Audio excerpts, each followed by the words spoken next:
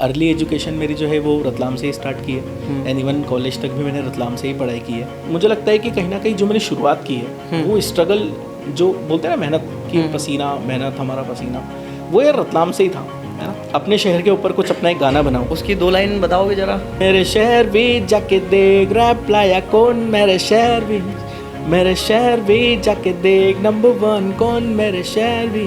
नमस्कार दोस्तों, स्वागत है आपका हमारे podcast channel talk with click में। आज हम मिलने जा रहे हैं सेंटी शर्मा, जो कि एक रैपर है।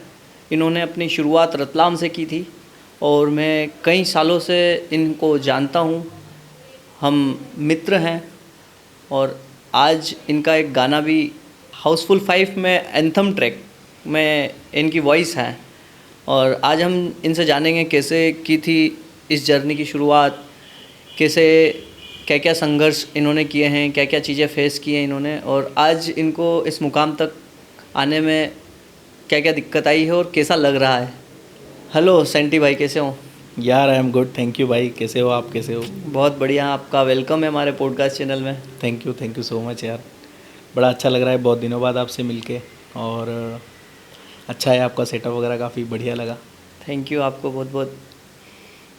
बिल्कुल अच्छा लग रहा है। सेंटी भाई, आप मेरे को बताओ, आप जब काफ़ी समय की पुरानी बात है, काफ़ी समय पुरानी बात है, जब हम दोनों, हमारे और 2 मित्र, Yes. हम साथ में घुमा करते थे। करेक्ट। तो आप चलते फिरते घूमते घूमते ऐसे ही बिल्कुल वो गानों को ऊँ आ करके और मतलब गुनगुनाते थे। करेक्ट। उस समय तो देखो हमें भी नहीं पता था कि आप यहाँ तक जाएंगे। ठीक है, ऐसे ही ठीक है, टाइम पास कर रहा है भाई, बिल्कुल है ना, वैसा था। फिर आपने थोड़ा सा रुझान दिखाया था अपना, और फर्स्ट सॉन्ग किया था शायद, कौन सा था वो? सुनी सुनी सर को। सुनी एक 2 लाइन हो जाए उसकी पहले तो। बिल्कुल, आप बोलिए, फिर मैं वो भी ज़रूर ऐसा? सुनाऊंगा। बिल्कुल। ठीक है। हाँ, तो वहाँ से आपने कहा था कि मैं सॉन्ग वगैरह बनाना चाहता हूँ और Yes. रैप करूँगा मैं, ऐसा कुछ। ठीक है, उसके बाद आप यहाँ से मुंबई भी गए। तो यहाँ से मुंबई जाने तक के बीच में आपने क्या क्या चीज़ें फेस की और क्या क्या संघर्ष हुए हैं, बताओ जरा। यार जर्नी तो बहुत बढ़िया थी, जैसा आपने बताया कि यार हम पहले साथ में घूमते थे और हमने कई इवेंट्स भी किए साथ में। हम मॉडलिंग शो भी करते थे, आप जहाँ पे पहले फोटोग्राफी करते थे। हाँ, मैं खुद भी स्टूडेंट लाइफ था कॉलेज में, और मैं भी साथ में कई जगह मॉडलिंग शोज़ वगैरह करता था। बिल्कुल बिल्कुल। तो यार कभी सोचा नहीं था कि मतलब ऐसे आर्टिस्ट बन जाऊंगा, या म्यूज़िकल जर्नी मेरी इतनी स्ट्रॉन्ग होगी, या मैं इसमें इतनी पोजीशन होल्ड करूंगा, इतना कुछ आइडिया नहीं था। स्टार्टिंग में तो आपको पता ही है कि जब कोई आर्टिस्ट गुनगुनाता है, चीज़ें कंपोज करने की कोशिश करता है, कुछ लिखता है, या जैसे आपने बताया मैंने पहला गाना भी बनाया, तो उस समय तक भी हमें पता नहीं होता है कि हम इस लेवल तक काम करेंगे, राइट? बराबर। या हम किसी को ये बता नहीं सकते कि हम किस परसेप्शन से उस काम को स्टार्ट कर रहे हैं। सही है। तो गाने लिखते गए, बनते गए, कुछ संघर्ष भी आए। कभी 2-3 महीने में एक गाना रिलीज़ हुआ, कभी 1-2 साल बाद एक गाना रिलीज़ हुआ। बट फाइनल अगर आप जर्नी देखो तो अभी 20-25 से ज़्यादा गाने मेरे रिलीज़ हो चुके हैं। क्या बात है। और 2014 से मैंने शुरुआत की थी। उसके बाद आप जानते ही हो 2015 में शायद हम साथ में कनेक्टेड भी थे। में रहे। उसके बाद मैंने 2016 में गाना बनाया था जब मैं इंदौर में था। I was working in an call centre job. So job के साथ ही मैंने गाना बनाया था सुनी सुनी सर को, जिसके बारे में भी आपने पूछा। हाँ। तो वो गाना बनाया। उसके बाद उस गाने की भी बहुत सारी कहानियाँ हैं, काफ़ी सारे लोगों का सपोर्ट और हेल्प रहा उसमें। और काफ़ी सारी चीज़ें हमने सीखी, क्योंकि उस समय पे हमारे पास कुछ भी ऐसे इक्विपमेंट्स नहीं थे, सुविधाएं नहीं थी, बिल्कुल नहीं थी यार। अभी तो मतलब ऐसा हो गया है कि यूट्यूब इतना एडवांस है, अभी सबको सब कुछ पता है, सारा नॉलेज हो जाता है। इक्विपमेंट सबके पास है, कैमरा, माइक, सब आजकल सबके पास है। हाँ है। पर जब मैंने स्टार्ट किया था तो एक तो मैं टायर 3 सिटीज़ में रहता हूँ। हाँ। तो मुझे इतना चीज़ें नहीं थी मेरे पास में, ना मुझे कुछ आइडिया था कि गाना रिकॉर्ड कैसे करते हैं, उसको मिक्स कैसे करते हैं, उसको यूट्यूब वीडियो कैसे बनाते हैं, उसको डालना कैसे है, क्या करना है, उस समय कुछ पता नहीं था। बट काफ़ी सारे समय के बाद चीज़ें हुई, हमने गाना बनाया, एक गाना बना, फिर 1 साल बाद एक और गाना बना, उस पर काफ़ी अच्छा रिस्पॉन्स मिला।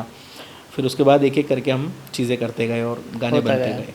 अच्छा, आपकी पढ़ाई को लेकर के और मैं कुछ पूछूं तो आपने पढ़ाई कहाँ तक करी थी और ये गानों के चक्कर में कहाँ से पढ़ाई छोड़ी? यार ये मतलब बहुत कम लोगों को पता है। हाँ। मतलब मैंने कभी इस चीज़ के बारे में किसी को बताया नहीं या डिस्क्लोज नहीं आज किया। बता ही दो वैसे। यस। तो यार मैंने अर्ली एजुकेशन मेरी जो है वो रतलाम से ही स्टार्ट की है एंड इवन कॉलेज तक भी मैंने रतलाम से ही पढ़ाई की है। एंड अर्ली एजुकेशन में अगर बात करूँ तो मैं स्कूलिंग मेरी सरस्वती स्कूल से हुई है। उसके बाद मैंने सरस्वती में ज़्यादा शरारती बच्चा था मैं, तो मुझे निकाल दिया अनफॉर्चुनेटली। मेरे घर पे नहीं पता था कि इसको स्कूल से निकाल दिया। फिर वहाँ से निकलने के बाद मैं एक्सीलेंस स्कूल में गया, वहाँ मैंने 2 साल अपनी पढ़ाई की एंड 12th की एग्ज़ाम मैंने प्राइवेट दी। ठीक है। तो उसके बाद फिर मैंने रतलाम के ही अरिहंत कॉलेज से, जहाँ पे विक्रम यूनिवर्सिटी लगती थी, तो मैंने वहीं से ही अपना BSc कंप्यूटर साइंस ग्रेजुएशन किया। अनफॉर्चुनेटली मैं इतनी ज़्यादा AT-KT लेके आया था कि मतलब हर सेमेस्टर के बाद एक सेमेस्टर और पिछले वाले में 2-2 AT-KT ऐसे कर रहा था। बट फाइनली मेरी 5 साल में डिग्री कंप्लीट हो गई। जो 3 साल की डिग्री होती है वो मेरी 5 साल में कंप्लीट हुई। हाँ। रीज़न ये था कि यार बहुत सारी एक आर्टिस्ट कोई आर्टिस्ट जब बनता है हाँ। तो उसको बहुत सारी चीज़ें माइंड में चलती है। बराबर। सिर्फ पढ़ाई नहीं। बहुत सारी फाइनेंशियल इश्यूज भी थे। आई थॉट कि यार मैं ये काम कर लूँ तो कुछ पैसे आ जाएंगे, तो मैं उससे ये कर लूँगा। फिर मैं कहीं मॉडलिंग शो होता था वहाँ चला जाता था। ये पता भी नहीं होता था कि ये मॉडलिंग शो होते कैसे हैं, फेक होते हैं, रियल होते हैं। इवन एक शो मैंने आपके साथ भी किया था, वो शो भी एकदम फेक था, बट हमें नहीं पता था। हाँ, मुझे भी ऐसा थोड़ी पता था। और हम ऐसा क्या होता है क्या नहीं, हम तो गए, शौक था। यस, है ना, ज्वाइन किया, पता चला कि यार उन्होंने सब पागल बनाया वो, है ना। तो एक्चुअली यही होता है, अभी भी हो रहा है, बट इसकी आवाज़ होता है। हाँ, एंड अभी हमें पता हो गया, लेकिन कई लोगों को अभी भी नहीं पता कि असली मॉडलिंग शो कैसे होते हैं, इवेंट कैसे होते हैं, अवार्ड शोज कैसे होते हैं, अनजान है। और यस, बहुत सारे लोगों को नहीं पता अभी भी। तो खैर हमें भी नहीं पता था और शुरुआत थी, मॉडलिंग शो में गए। आज आपको क्या क्या नॉलेज है, जैसे गानों को लेकर के, मॉडलिंग शोज़ को लेकर के? आप मुंबई जैसा शहर में रहते हैं तो देखिए क्या है, आर्टिस्ट बनता है तो उसके साथ उसकी बहुत सारी जर्नी होती है। हाँ। उस जर्नी में वो सीखता है, बराबर है ना। हम कोई भी चीज़ सीख के नहीं आते, हम यहीं पे आके सीखते हैं सब। तो काम करते गए, चीज़ें बनती गई। अभी audio video song release, film production, film को रिलीज़ करना, बहुत सारी बड़ी चीज़ें जो होती है वो हमने क्रैक कर ली है। इन हाउस हमारे पास काफ़ी सारी चीज़ें हैं, इक्विपमेंट्स हैं जिसमें हम ऑडियो बना सकते हैं, वीडियो बना सकते हैं, है ना। जब उसको रिलीज़ कर सकते हैं, ऑडियो को डिस्ट्रीब्यूट कर सकते हैं जिससे वो स्पॉटिफाई, एप्पल म्यूज़िक और अदर स्ट्रीमिंग प्लेटफॉर्म्स पे भी चला जाए। तो ये सारी चीज़ों का नॉलेज अभी होने लगा है हमें, है ना। ये चीज़ें हमें पहले नहीं पता थी। ये समय के साथ हर आर्टिस्ट सीख जाता है। बस उसका माध्यम और इंटेंशन सही होनी चाहिए। उसको पता होना चाहिए कि चाहे मुझ पे लोग हंस रहे या मेरा मजाक उड़ा रहे, मुझे अपने काम पे लगे रहना है, करते रहना है मुझे। तो बस वो कॉलेज में भी यार ऐसा ही था। कुछ लोग थे कि बैंड बाजा वाला है, गणेश पूजा कर दे और माताजी पूजन में गीत गा दे, या इस तरीके का। जो मेरे कॉलेज में दोस्त थे, उनका इंटेंशन गलत नहीं था, बट वो ऐसे मजाक में बोल देते कि यार ये सिंगर कैसे बन रहा है, ये रैपर कैसे बन रहा है, इसको क्या ही आता है। उस समय पे वो सारी प्रॉब्लम्स थी।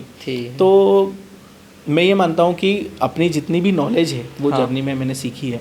तो उसमें एक इम्पोर्टेंट लेसन सीखा है कि लोग क्या सोचते हैं, क्या बोलते हैं आपके बारे में, और आपके ऊपर हंसते हैं नहीं हंसते हैं, आपको साथ देते हैं नहीं देते। आप अपने काम पे लगे रहो। हाँ, उनको ध्यान ही मत दो, बस आप लगे रहो, तो आपकी जर्नी ईजी हो जाएगी, है ना। जब आप सोचते हो ना वो मेरे बारे में क्या सोचता है, वो मेरे बारे में क्या बोलता है, हाँ, तो आपके माइंड पे इम्पैक्ट होता है और आप ओवर थिंकिंग करने लग जाते हो। राइट, कि अब मैं अच्छा नहीं दिख रहा हूँ, अब मैं अच्छा नहीं बोल रहा हूँ, अब मैं अच्छा नहीं गा रहा हूँ, ये क्या सोच रहा है। हाँ, ये सब क्यों सोचना है, आप अपना काम करो। फिर करने से व्यक्ति डरता है, फिर पीछे हटता है, बोले यार मुझे करना नहीं चाहिए, लोग ऐसे कर रहे हैं वैसे कर, उनके रिएक्शंस पे ध्यान ही नहीं देना है कुल मिला के। डेफिनेटली यार, देखो जैसे अभी आपने बताया कि आपका पॉडकास्ट का रतलाम में पहला चैनल है। हाँ, फर्स्ट चैनल। तो कितनी बड़ी चीज़ है। अगर आप सोच के बैठोगे कि मैं इसको बहुत अच्छा करते जाऊं और उसके बाद में पॉडकास्ट चैनल स्टार्ट करूं, तो वो कभी स्टार्ट नहीं होगा। हाँ, टाइम चले जाता है, फिर टाइम चला जाता है।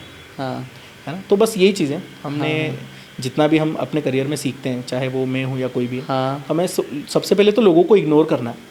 हमारी आर्टिस्टिक फील्ड ही ऐसी है। राइट, है ना।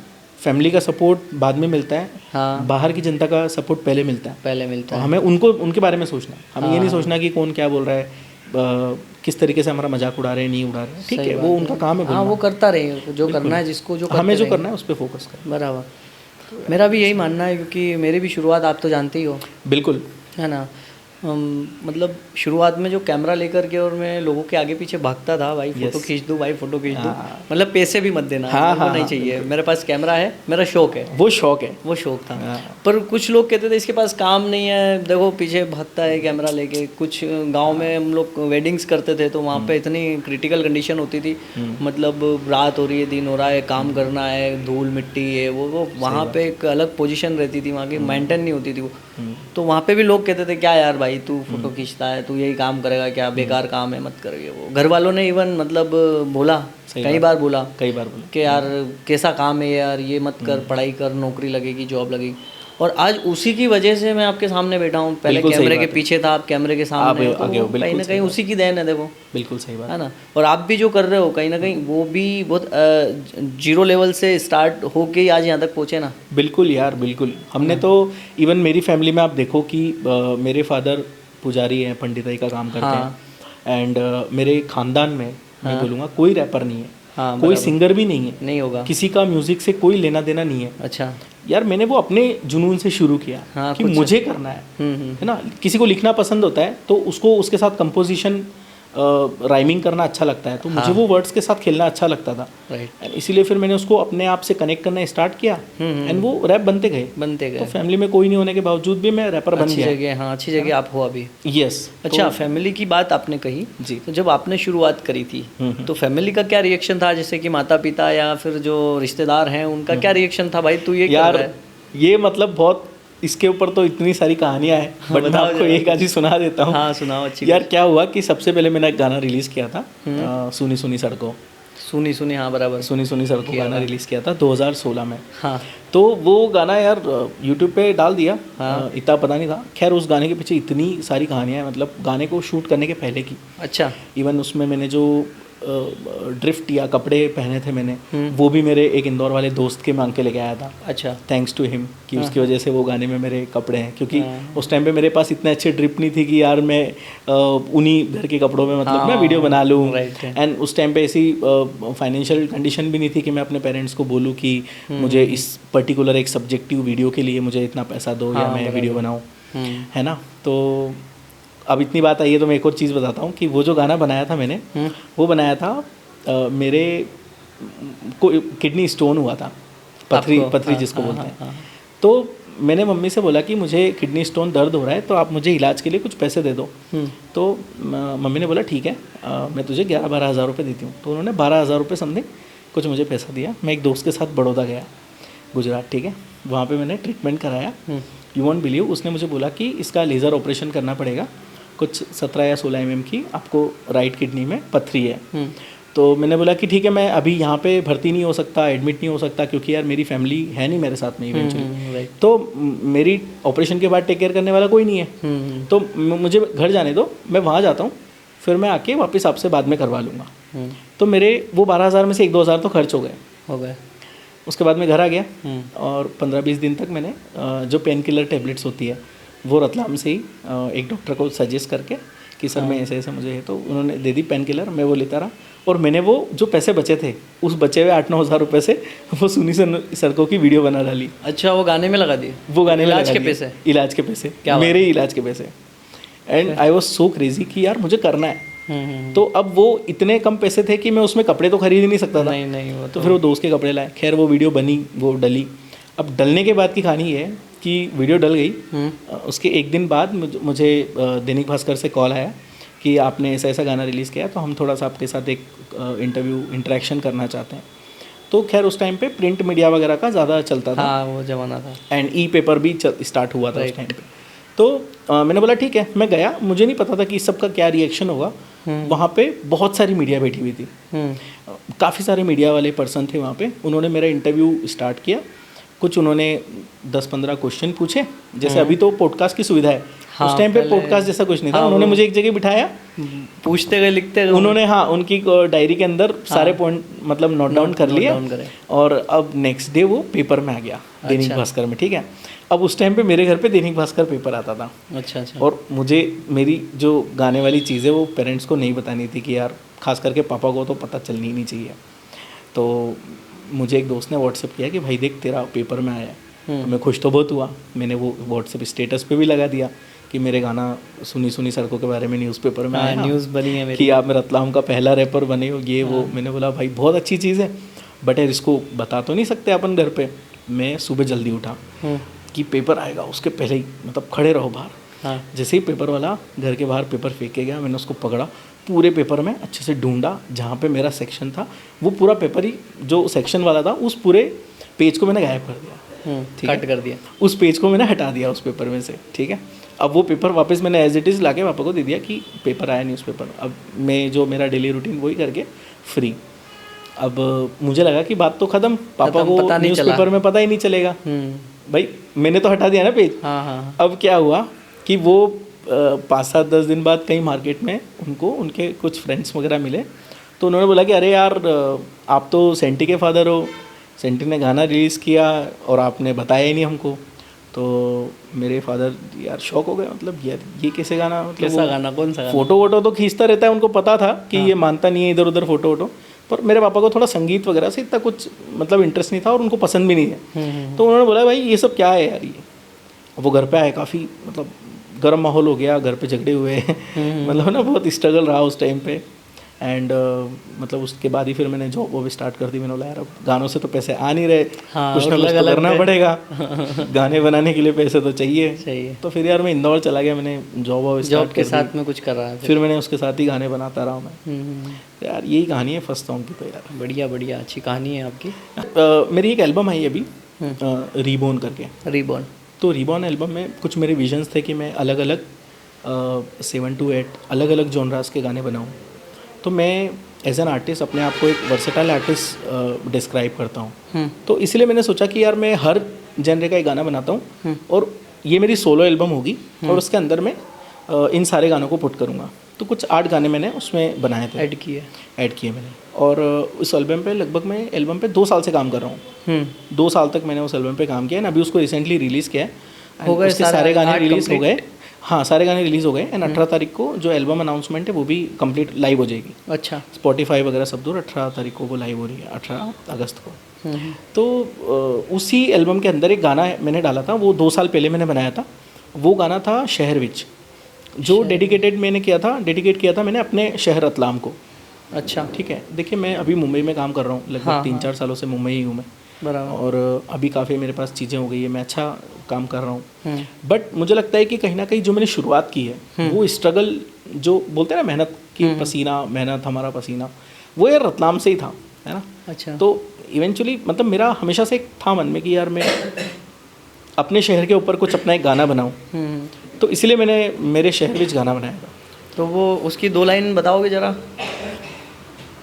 मेरे शहर विच, मेरे शहर विच, मेरे शहर भी जाके देख बंदे सारे तेज, मेरे शहर भी, मेरे शहर भी, मेरे शहर भी जाके देख रैप लाया कौन, मेरे शहर भी, मेरे शहर भी जाके देख नंबर 1 कौन, मेरे शहर भी।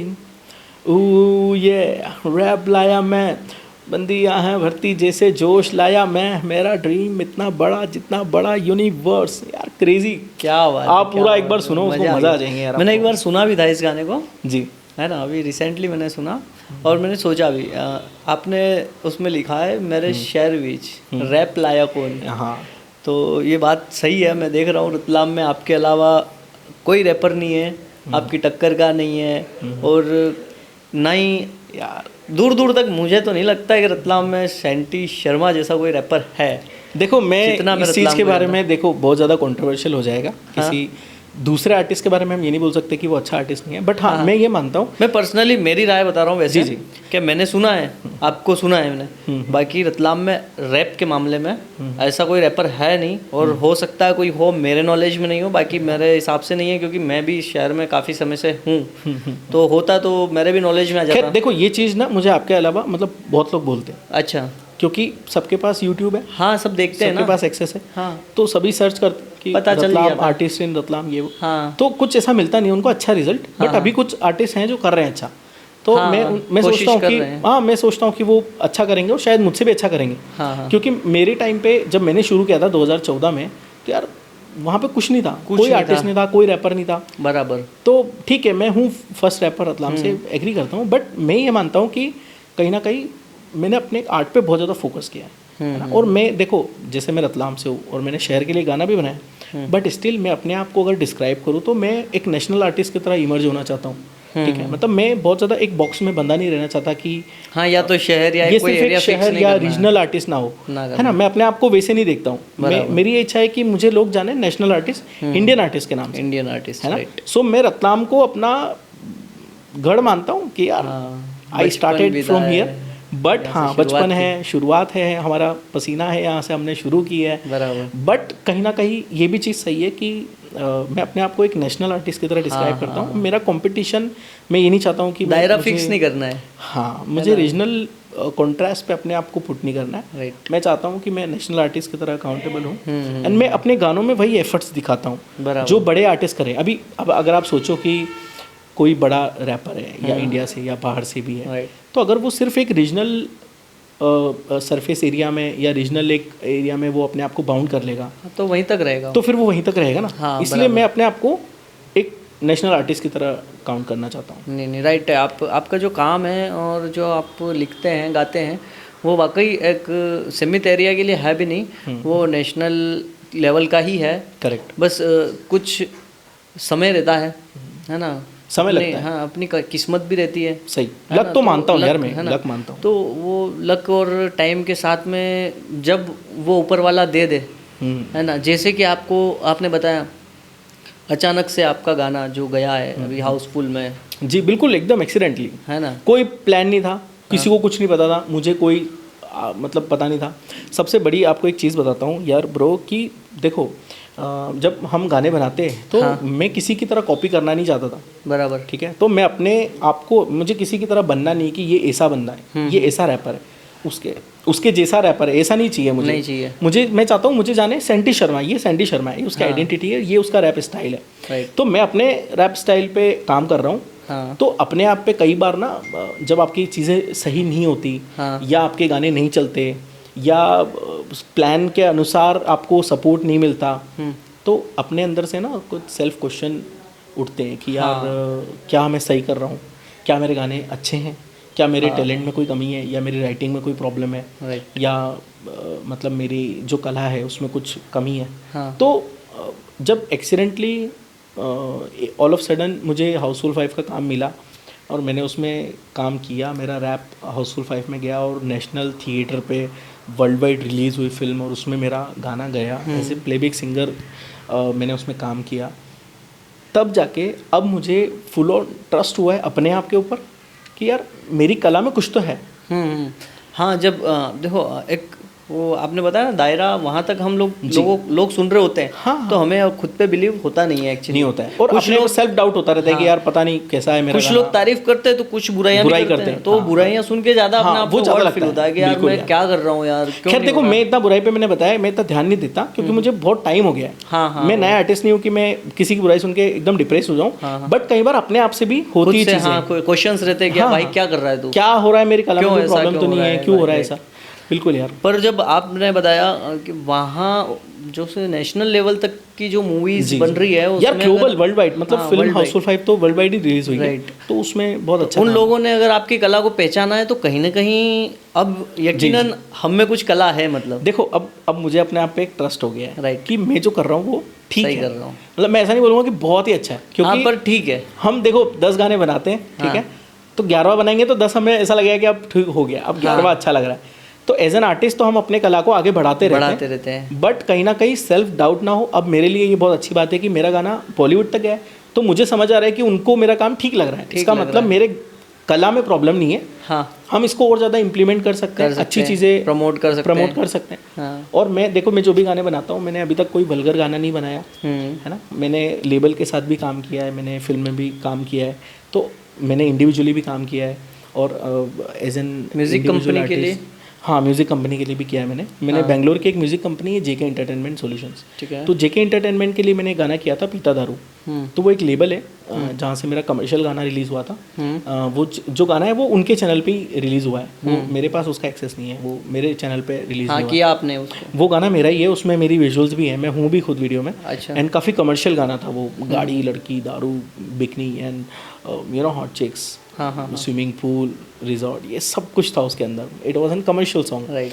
But it didn't work out, क्योंकि वो गाना जो था वो बढ़िया था बट उसको प्रमोशन उस प्रकार से नहीं मिली।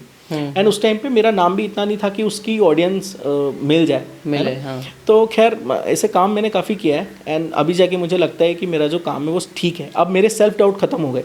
हाँ। तो मैं कभी ऐसे पॉडकास्ट इंटरव्यू कभी मैंने कुछ किया नहीं है। मेरे पास काफ़ी सारी अपॉर्चुनिटीज़ है। अच्छा। मेरे काफ़ी सारे मीडिया में फ्रेंड्स हैं जो बोलते हैं कि भाई तू बोल, तेरे पास कुछ करो।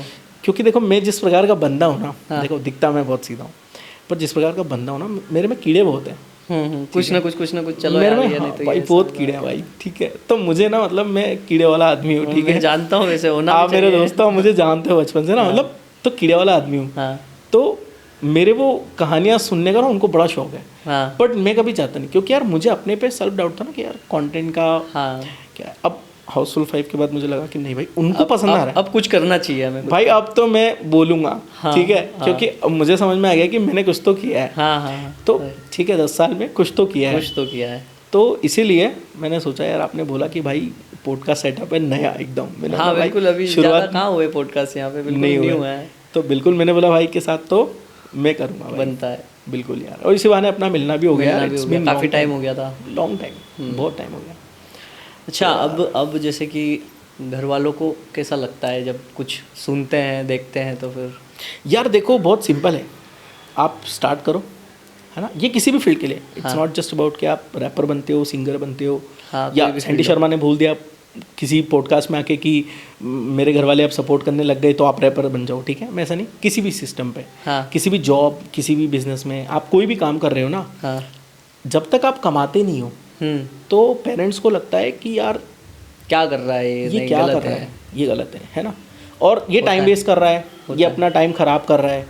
और उनके माइंड में ये रहता है ना कि यार हमारा बच्चे का जो मार्गदर्शन है वो सही हो, वो अपने जीवन में कुछ अच्छा कर ले, अच्छा करे, है ना। तो उस इंटेंशन से घर वाले बहुत रोकते थे।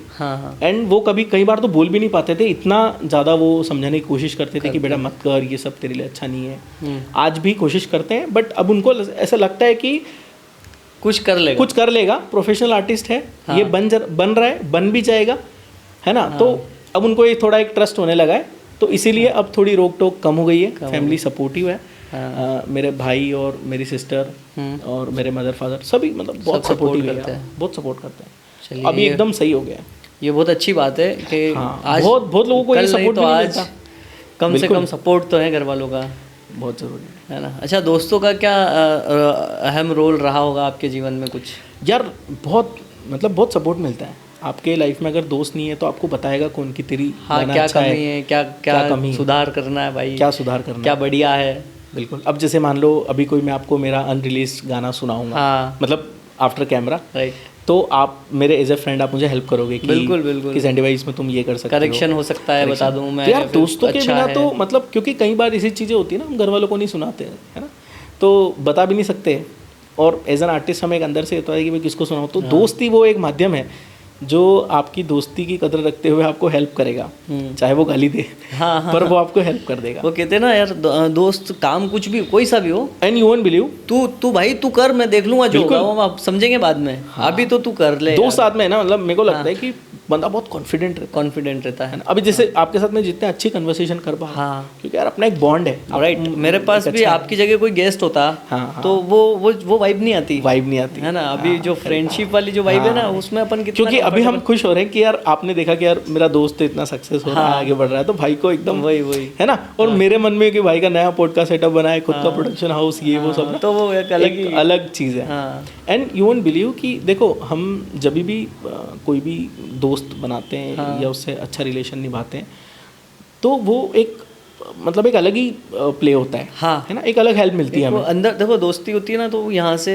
दिल से निपती है, दिल से चलती है। यू वोंट बिलीव, मेरे अभी तक 99% जो फ्रेंड्स हैं वो स्कूल वाले हैं, जो LKG से मेरे साथ थे। अच्छा, मतलब नए मेरे नए 2-3 की जगह ज़्यादा पुराना ही है अपने। ज़्यादा पुराने नए तो है, देखो यार हाँ बनते रहते हैं यार वो इट्स तो। बिन, देखो लाइफ है ना, Life है। तो कोई कहाँ मिल जाता है, हाँ। कई बार वाइब मिल जाती है तो दोस्त बन जाते हैं और दोस्त बहुत बन क्लोज हो जाते जाते हैं। हाँ कुछ ऐसा। बट जिनके साथ मैं इतना ओपन हूँ कि मेरे सब कुछ बारे में उनको पता है ना, तो वो मेरे आज भी स्कूल के फ्रेंड्स ही हैं। 2-4 ही है, कम है, हाँ पर धीरे धीरे कम हो गए, कम ही है। हाँ। लेकिन अभी जो है वो इतने क्लोज है कि उनको सब पता है, उनको पता रहता है कि यार ये कब बंदा फ्री है, कब बिजी है। बंटी भाई आपके अपकमिंग प्रोजेक्ट क्या हैं, कुछ बताएंगे इसके लिए?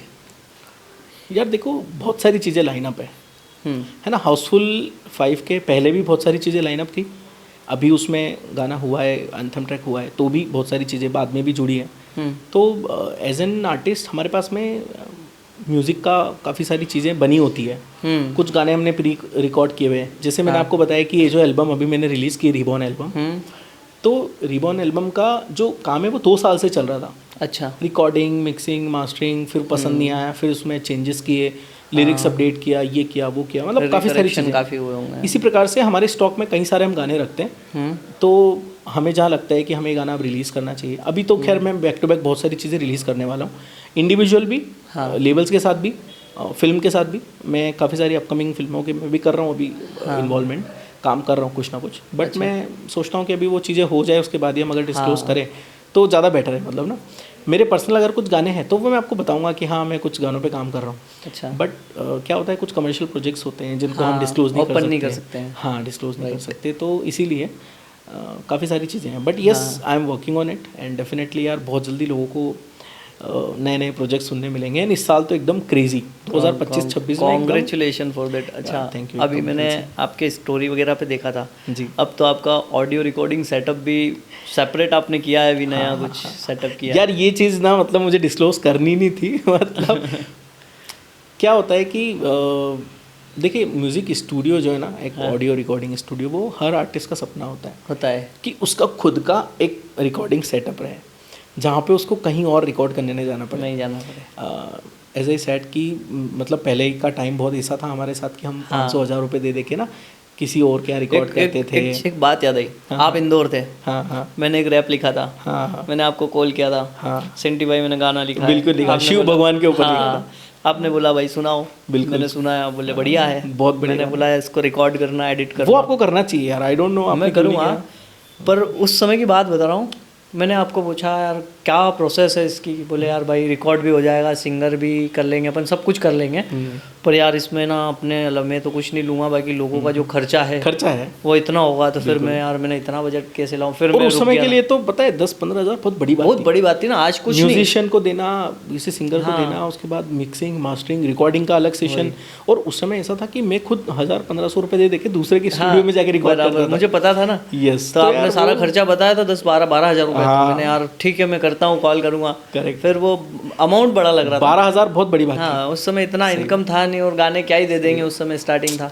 तो वो सोच के, और वो प्रोजेक्ट आज भी पेंडिंग है। और पिछले 10 महीने से आपने देखा रिकॉर्डिंग स्टूडियो है, पिछले 10 महीने से हैं 12 गाने भी हम लोग दूसरे कर चुके हैं, वो पेंडिंग पड़ा। और वो पता है क्यों पड़ा? वो आपके लिए पड़ा। नहीं वो अब मैं समझ गया, उसको डेफिनेटली हम वो आप ही करेंगे, इसलिए उस प्रोजेक्ट को मैंने कहीं इसको दिया नहीं है और नहीं किया है मैंने। करेक्ट। यार तो आप एक बात बताओ, मतलब आप तो जब मुझे जहाँ तक याद है फोटोग्राफी में इंटरेस्टेड थे आप, वो करते थे कैमरा। हम जब लास्ट टाइम मिले थे शायद 2018-19 में, तब भी आपने वही बताया कि मैं फोटोग्राफी कैमरा वगैरह। तो यार ये गाना लिखना, मुझे एक दिन ऑफ सडन भेजना, गाना लिखना, ये सब कैसे आ गया यार? आप गाने वाने कैसे लिखने लग गए? हाँ वो भी मतलब हमारा कंपटीशन बना चाह रहे हो आप? नहीं ऐसा कुछ सोचा नहीं था एक्चुअली। हम लोग जब गाने सुनते हैं अकेले में बैठ के, तो ऐसा कुछ ऐसे वर्ड्स सुनने में आए, फिर उसमें सोचने में आया, तो बनते गया यार के अंदर से। ऐसा लगा कि यार ये गाने जो हैं वर्ड्स टू वर्ड मैच करके, और इसको ऐसे लिखा गया है, इसको ऐसे गाया गया है, इसमें ऐसे म्यूजिक दिया गया है, ऐसा विजुअलाइजेशन था। यार ये तो हम भी कर सकते हैं। ट्राई किया फिर कुछ दिनों बाद, यार करते हैं, पेपर पेन लेके बैठ गए, नहीं हुआ। फिर कुछ नेक्स्ट डे कुछ टूटा फूटा हुआ, ऐसे करके 2-3 दिन में कुछ एक बना, उसको गा के देखा, यार नहीं जम रहा, और कुछ ऐसे करके, और 2-3 बार में फिर वो बन गया। अरे यार मैं तो लिख सकता हूँ। फिर कंटिन्यू करा इसको, तो लिखते गए, फिर प्रैक्टिस में आते गया, फिर उसकी चीज़ें क्लियर हुई, कुछ इंटरनेट पे देखी, कुछ राइटिंग मेथड्स या थ्योरी देखी कि यार क्या करते हैं लेखक, राइटर क्या करते हैं। वैसे तो फिर बैठ गया वो माइंड में कि यार ये से इसको लिख सकते हैं हम लोग। देखो यार, मैं ये चीज़ मानता हूँ कि हम अगर चाहें तो हम कुछ भी काम कर सकते हैं। हाँ, मेरा भी यही आपका इंटेंशन सही होना चाहिए। हाँ। और आप अपनी कला के प्रति समर्पित होना चाहिए। तो आप समर्पित थे, मुझे लगता है कि इसीलिए हाँ, कहीं ना कहीं इच्छा थी शुरू से कि यार ये चीज़ें भी करनी चाहिए। ऐसे ही पॉडकास्ट का भी ऐसे ही सडनली यार देख रहे हैं यार, महानगरों में, बड़े बड़े शहरों में पॉडकास्ट चल रहे हैं यार, यहाँ कोई सुविधा नहीं है। हमारे पास सुविधा है, कैमरा है, गैजेट्स है, एसेसरीज है, थोड़ा क्यों नहीं कर सकते? करते हैं यार, कुछ तो करेंगे। बिल्कुल सही बात है ना। तो आज मजा वो बहुत बढ़िया रहा आपका, मतलब म्यूज़िक में भी आप अच्छा कर रहे हो। मुझे लगता है कि आपका जो प्रोडक्शन है वो और अच्छा हो सकता है। और पॉडकास्ट तो खैर यार बहुत सेक्सी है आपका पॉडकास्ट सेटअप। बिल्कुल, और कुछ करने की कोशिश करेंगे, करते रहेंगे। मतलब सही चल रहा है, मुझे लगता है इसमें हम और करते रहेंगे तो चलता रहेगा। मेरा भी ऐसा ही है। और खुशी इस बात की है सैंडी भाई कि जो चाहा था वो कर रहे हैं। हाँ, ये बहुत इंपॉर्टेंट है ना। मतलब खैर ये बहुत डीप चीज़ है यार, ये बहुत सही बात है। हाँ, हम जो कर रहे हैं वो हम चाहते थे शुरू से कि यार हम जॉब वगैरह वाली लाइफ ना करें। यार मैं भी ये सोचता हूँ, पता है लिटरली, कि यार हम जो चाहते थे ना हम वो बन रहे हैं और बन चुके हैं। कहीं ना कहीं हम वो काम कर रहे हैं जो हम चाहते थे। अभी हम सेल्स नहीं कर रहे हैं, इंश्योरेंस नहीं बेच रहे, कॉर्पोरेट जॉब नहीं कर रहे, नहीं। खैर वो भी अपना काम बढ़िया कर रहे हैं ना, ऐसा नहीं है कि वो सेल्स की जॉब खराब है या मतलब कॉर्पोरेट जॉब खराब है, ऐसा नहीं बोल रहा हूँ। बट मतलब हम वो कर रहे हैं। हाँ, हमारे लिए जॉब नहीं थी, जॉब हमारी, ठीक है, हमने कोशिश की लेकिन हमसे हुई नहीं जॉब। बस डर था कि यार ये जॉब में नहीं उलझ जाए। हाँ, नहीं, अभी देखो भगवान की दया से हम वो कर रहे हैं जो हम चाहते थे और हम वो बन पा रहे हैं जो हम बनना चाहते थे। हाँ, बहुत बढ़िया जर्नी, ये बहुत अच्छी चीज़ है। मज़ा आ रहा है काम करने में, बिल्कुल कोई बिल्कुल मतलब बोरियत या कुछ आलस कुछ भी नहीं होता है काम में। रोज सुबह उठो, अपना काम करो बढ़िया, मस्त और बढ़िया आराम से सो जाओ। मस्त बढ़िया चल रहा है। और मुझे लगता है कि हम जो कर रहे हैं और जब पीछे किया है, इतना संघर्ष भी किया है, तो आज तो वो चीज़ें नहीं है। करेक्ट है ना। इतनी मुश्किलें, इतने गड्ढे जिसमें गिरने का डर हो, वो सारी चीज़ें पीछे रह गई यार। वो सबसे बड़ी चीज़ है, बड़ी चीज़। हम जो हमारा रिस्क फैक्टर था वो खत्म हो गया। अब हमारा डर खत्म हो गया। हमें पता है कि हम जो कर रहे हैं वो सही है। हम किसी का गलत नहीं कर रहे, कोई गलत काम नहीं कर रहे, बराबर। अपनी फैमिली हमारे साथ है एंड सबसे बड़ी बात हम वो कर रहे हैं जो हम बनना चाहते थे। तो यार, और आज यहाँ तक आ गए ना, तो अब आगे जाने में कोई, मेरे को नहीं लगता कोई ज़्यादा दिक्कतें आएंगी। हम देखो, हम काम अपना सही इंटेंशन से करते जा रहे हैं, हम किसी का बुरा नहीं सोच रहे। नहीं सोचा हमारे बारे में कौन क्या बुरा सोचेगा, कोई कुछ नहीं सोच। बढ़िया चल रहा है, बराबर, बहुत बढ़िया चल रहा है, मज़ा आ रहा है बिल्कुल यार। ये जर्नी मज़ा लेने के लिए है। और मैं तो बोलता हूँ कि एज एन आर्टिस्ट काफ़ी सारी हमने प्रॉब्लम्स फेस की है बराबर। लेकिन कहीं ना कहीं अब उसका रिजल्ट हमें मिल रहा है और करते रहो काम, तो बढ़िया होता रहेगा अपना यार। अच्छा है, आप भी जो कर रहे हो मुझे बहुत बढ़िया लगता है देख करके। और स्टोरीज वगैरह देखता हूँ, इंस्टा वगैरह पे चीज़ें देखता यार। मैं ना सोशल मीडिया बहुत कम चीज़ें डालता हूँ। हाँ, मैंने देखा है, बहुत कम एक्टिव रहते हो। कम एक्टिव रहता हूँ, बट यार मतलब कभी कभी डाल देता हूँ मैं, कभी, क्योंकि हर दिन ना आदमी का मूड एक जैसा नहीं होता है। और आर्टिस्ट का तो खास करके ज़्यादा। मेरा भी कुछ ऐसे ही है, मैंने शुरू से ही बहुत कम इंस्टाग्राम, अभी मेरे को लगा कि नहीं ये चीज़ कहीं ना कहीं दुनियादारी में ज़रूरी है, तो मैं करने लगा हूँ। और मेरा काम, आपका काम भी वैसा ही है बिल्कुल। और एक समय तक मैंने भी इन चीज़ों पे ध्यान नहीं दिया बिल्कुल। नहीं तो हो सकता है कि हम एज ए इन्फ्लुएंसर भी बहुत अच्छी जगह होते हैं। बिल्कुल सही बात है ना, बिल्कुल सही बात है। ठीक है, नहीं, हम करते रहो। मैं तो ये मानता हूँ कि अभी मैंने भी ये चीज़ सीखी है, स्पीक आउट, थोड़ा कंटेंट बनाओ, उसको डालो। आप जो भी बना रहे हो, चाहे गाना है, कुछ भी है, आप पॉडकास्ट कर रहे हो या कोई भी हम कंटेंट, व्लॉग ही बना दिया कहीं, चाहे व्लॉग है, कुछ भी है ना, तो उसको आप डालो। और ऑडियंस बहुत सारी है। कोई ज़रूरी नहीं कि आपके घर वाले या बाहर वाले देखेंगे या और ज़्यादा, लाखों करोड़ों लोग हैं दुनिया में, इंटरनेट पे सब अवेलेबल है, सब लोग देख रहे हैं, बढ़िया यार, है ना। और आपको पता नहीं चलता कि कौन कहाँ से कैसे आपका गाना चूज कर ले, आपका कुछ कंटेंट कहाँ पे क्या चीज़ कंटेंट, किस चीज़ का। और ऐसे ही हमारा हाउसफुल भी 5 में भी गया, है ना। हमने कोई सोचा नहीं था, कोई डेस्टिनी नहीं थी, कोई हमारी उनसे पहले कन्वर्सेशन नहीं हुई थी। और सबसे बड़े उदाहरण सैंडी भाई मैं बताता हूँ ना, ये जो काचा बादाम तूने, यस है ना, ये क्या है, ये बिल्कुल कंटेंट है? नहीं है, पर गए ना, किस्मत है भाई, है ना। तो बस वो कर रहे थे, करते रहते थे, तो वह कहीं ना कहीं किसी दिन चले गया वो। बिल्कुल सही बात है ना। तो हम लोग तो प्रोफेशनली इस चीज़ को कर रहे हैं, हमारा प्रोफेशन है, बिल्कुल। तो हमको तो ये चीज़ें करनी चाहिए। बिल्कुल सही बात है ना। और मैं ऑडियंस को भी बोलना चाहूँगा कि यार आपका जो प्रोफेशन है वो खुले में ला करके दिखाना, जैसे कि इंस्टाग्राम वगैरह पे आप आकर के और उस चीज़ से लोगों को और बताओगे तो शायद फ़ायदा बिल्कुल है ना। बिल्कुल है। फेस वैल्यू बहुत होती है आजकल। बिल्कुल। और दूसरा क्या होता है, देखिए जनता इतनी ज़्यादा है, ऑडियंस इतनी ज़्यादा है, इतना लार्ज नंबर है इंटरनेट के ऊपर, बहुत। आप कुछ भी डालो चलेगा। आप कंटेंट बनाओ बस रेगुलरली, आपको कुछ ना कुछ सपोर्ट मिल जाएगा और बंदा करते करते सीख जाता है। कोई भी प्रोफेशनल नहीं होता। हाँ, और स्टार्टिंग में लोग हंसते भी हैं और बोलते भी भाई क्या कर रहा है, मजाक भी होता है। बिल्कुल ठीक है, वो थोड़ा सा फेस तो करना पड़ेगा है ना। उस समय आप या तो रो के उसको इग्नोर करो, या फिर उसको गुस्सा करके इग्नोर करो, है ना, या बेशर्म हो जाओ। तो मेरे को ये वाला ऑप्शन ज्यादा सही लगता है भाई। मैं हाँ, मेरे अंदर उसमें कोई नुकसान नहीं, मेरे अंदर बहुत कीड़े भाई, मैं बेशर्म आदमी, बेशर्म बस है ना, मुझे कोई क्या बोल रहा है फर्क नहीं पड़ता। अब हम गुस्सा करेंगे सामने वाले पे तो अपना नुकसान है यार, माइंड खराब करना, जबरन रोना है अकेले में जाके, अरे यार मेरे को ऐसा बोल दिया, फिर वो आंसू बहाना, मूड खराब करना, कोई मतलब नहीं है। बेशर्म बनो, सबसे बेस्ट है। बिल्कुल। हाँ भाई, मेरे को कोई शर्म नहीं, कोई ऐसा काम कर नहीं रहे वैसे तो, शर्म वाला। आप आर्टिस्ट बनो, बेशर्म बनो, लोग हंसेंगे, बुरेंगे, बस सपोर्ट भी करेंगे, बढ़िया होता रहेगा। हाँ, यही होना चाहिए। बिल्कुल यार, यही है मोटिव। चलिए, आपने अपना जो समय दिया है यार, उसके लिए मैं बहुत बहुत आपको धन्यवाद कहना चाहूँगा। थैंक यू भाई, मुझे बड़ा अच्छा लगा मिल के आपसे। मुझे भी बहुत अच्छा लगा भाई, बहुत दिनों बाद मिले, और मुझे तो पता भी नहीं था कि यार पॉडकास्ट वगैरह ऐसे कुछ होते हैं और इतनी सारी बातें हो गई। हाँ, और वो बातों में आपने शूट भी कर लिया होगा। बिल्कुल। इतने सारा कैमरे लगा रखे आपने, तो ठीक है, कुछ ना बढ़िया हुआ। फाइनली बहुत बढ़िया आपका पॉडकास्ट हुआ, और अभी तक का मेरा जो पॉडकास्ट है ना, सबसे बेस्ट पॉडकास्ट इसको मानता हूँ। बिल्कुल रैंडमली सारी चीज़ें हुई हैं, एक दूसरे को पहले से देखो, मुझे नहीं पता था कि मतलब इतना हम इतनी सारी चीज़ें डिस्कस करेंगे, ठीक है। मतलब यूजुअली क्या होता है कि जो भी न्यूज़ चैनल्स वगैरह होते हैं वो हमें बताते हैं कि आपको इतना बोलना है यहाँ पे। हाँ, बस वो पॉडकास्ट ऐसी चीज़ है जहाँ पे हम खुल के बात कर रहे हैं, हमें कोई स्क्रिप्टिंग वगैरह याद नहीं रखनी, आपकी जो जर्नी है वो बता दी, और मुझे मज़ा आ रहा है और हम बात कर रहे हैं, बात करते जा रहे हैं, उसमें हमारा गाना काम हो गया, मतलब रिकॉर्ड हो गया हमारा, है ना। तो यार बड़ा अच्छा लगा यार आपसे मिलके, मुझे भी अच्छा लगा। तो गाइज यार, मेरा पॉडकास्ट सेशन पंकज जी के साथ बहुत अच्छा रहा।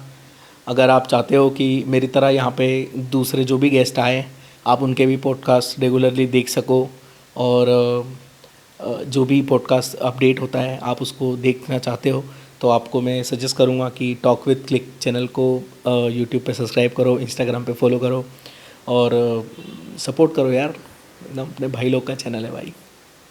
सही है भाई, थैंक यू। तो ये मैं रख सकता हूँ अभी? हाँ बिल्कुल। अरे यार, मुझे रखना पड़ेगा भाई। बिल्कुल, ठीक है भाई, चलो, थैंक यू यार।